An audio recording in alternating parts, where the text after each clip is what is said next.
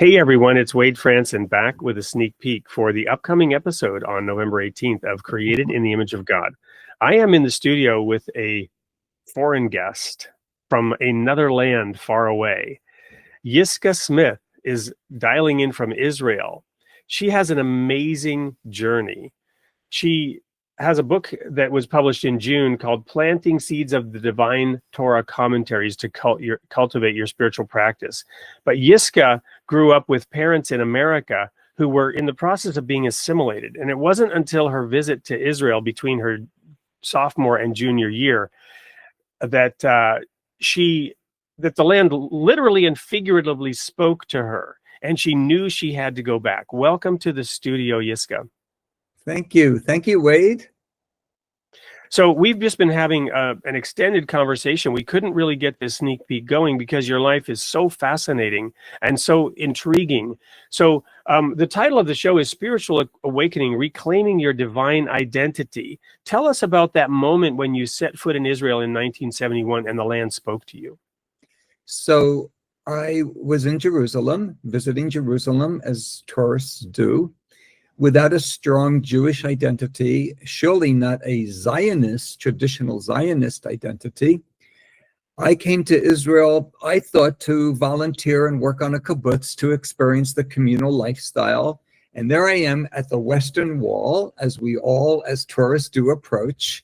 And I looked left, I looked right, everyone's putting their head against the stones and they're crying or they're smiling, they're praying. So I put my head against the wall and I hear this voice move through me, welcome home. And at first it startled me. It really, I had no context within which to understand that. And then I reflected on it and I felt, I really like being here. Like I feel like I'm home, like there's a pull. And I didn't know what that was. And I knew I had to investigate and research and contemplate on this idea of welcome home. That's how it started. And we talked then subsequently, you came back in 1973. And at that time, you within a month you experienced the Yom Kippur War, which was troubling, and yet that is the moment when you decided to return. But what we also talked about is that the Western Wall, where you prayed, has actually been extended by the religion of ministry to accommodate a common space for men and women to pray together. So Israel is evolving. Tell us a little bit about that and your status as a thought leader in Israel. As a thought leader, I cultivate creative thinking, creative and respectable pushback on status quo in order to evolve and in order to be more of activate our potential. So in 1971, the Ministry of Religion, after the Six-Day War in 1967, they defined the religious observance as in the Orthodox tradition, which means there's a divider, and men are on one side and women are on another.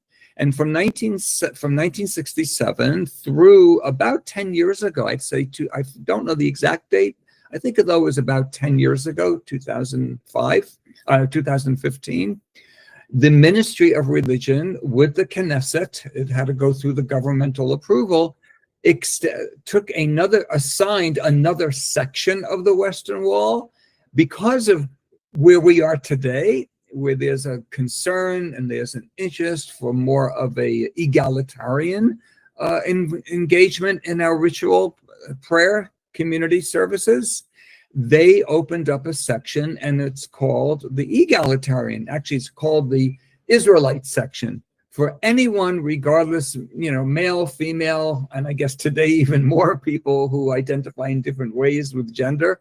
But there's no separation between the men and the women there.